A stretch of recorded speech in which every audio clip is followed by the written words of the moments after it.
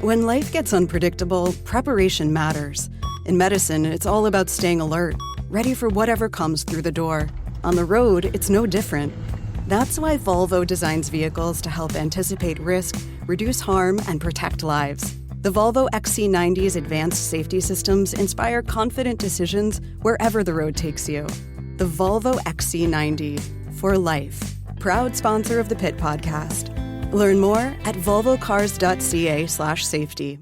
Today's In Transit takes a look at what's happening in the airline industry. Airline fleets grounded around the world, and a company in Mirabel certainly taking advantage. Let's go to Ron Haber, president at Aerocycle. Ron, thanks so much for coming on the show. Hey, good morning, Elias. Thank you for having me. Why don't you tell our listeners about your company in Mirabel, Aerocycle? What do you do? Well, we're kind of specialized. We're the only company in Canada that specializes in end-of-life airplane recycling. And yes, we've been doing it for 7 years in Mirabel. And it's a very niche market that we're in, naturally. And it's kind of unique, taking apart airplanes. And, there's multiple segments to how we do it. Maybe if you want, I can explain that real quick. I'd love to know where the value is. Like, is it the actual, like, the material made for the shell of the plane? Where does, when you take apart an airplane to recycle it, what's the important parts?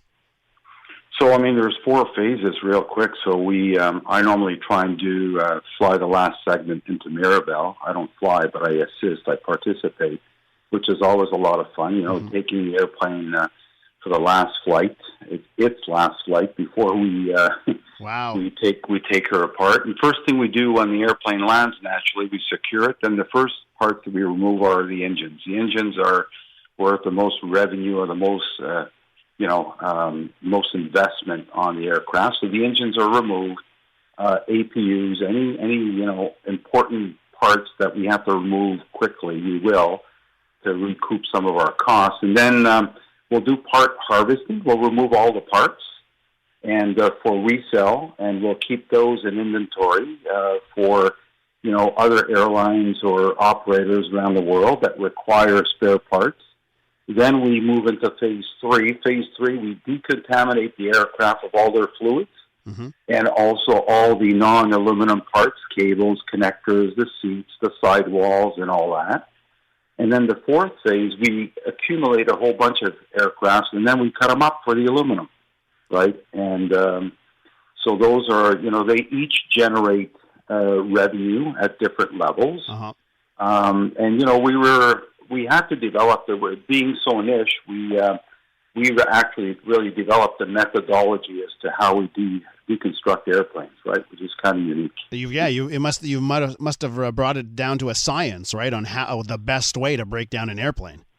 Yeah, and let's face it, Quebec is very well known in the aerospace business, and we have leading researchers here based in Quebec that we worked with 7 years ago to actually develop a methodology of how to deconstruct an airplane.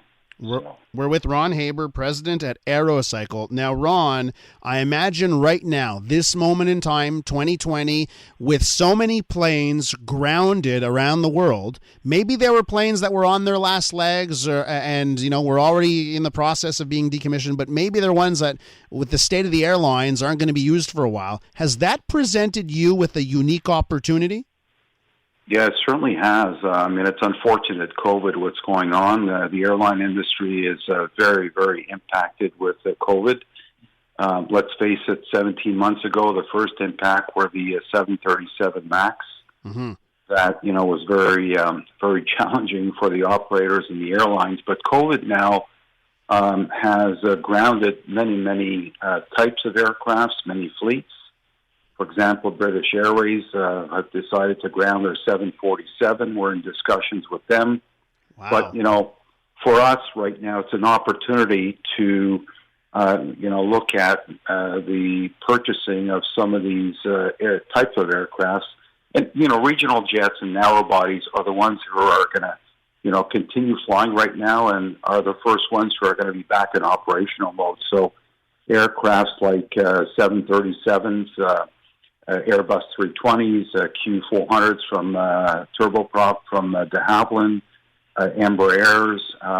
So So we're focused more on the type of aircrafts that we know are going to keep flying. So those are the ones that we're trying to figure out, where to buy them and at what price, really. Yeah, and Ron, are you doing most of the seeking, or has it almost been flipped where the airlines are the ones, hey, you want to buy this? Are they coming to you?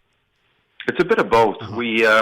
We have our VP of business dev who's based in Arizona, and he's very well connected. He's an industry specialist. He's been in the business for 40 years. He's joined our company a few months ago. And, he's being approached. We're being approached by many customers and potential customers. It's a point discussion, right? Then we have to go through the whole evaluation and our due diligence on, how much we're going to pay for that aircraft. Mm-hmm. And it's based on the life expectancy of the different components. So that, it's a delicate conversation. And normally when we have those conversations, it's not for buying an aircraft right away. These are months away, right? So Gotcha. The negotiation starts, right? So you've got to do a pretty thorough inspection. If you're looking at all the parts of an aircraft and saying, oh, this is what we could sell for this, and this is in this condition, these engines are in this condition, you've got, I guess every single plane presents a unique situation on how much you're willing to pay and how much you can get for it. Yeah, exactly. Wow. Exactly. And, we'll buy an Airbus 310 for, how many million versus the same aircraft from another operator will pay much less, right? So depends on, how much green time, how much life is left on the engines. Let's face it, the engines represent 70-80% of the value of the actual cell itself, right? So. Wow. Okay. Well, Ron, listen, a couple of things. Do us all a favor and just buy up all of those 737 MAX 8s, the dangerous planes. Just buy them all off the market. And the other thing is, maybe more importantly for our listeners, you're out there in Mirabel. How many employees do you have? And are you, if this is a growth instance right now for your company as you seek out more planes, are you hiring? Well, if people visit our website, yes, we are hiring. Let's face it, COVID did affect our production this year.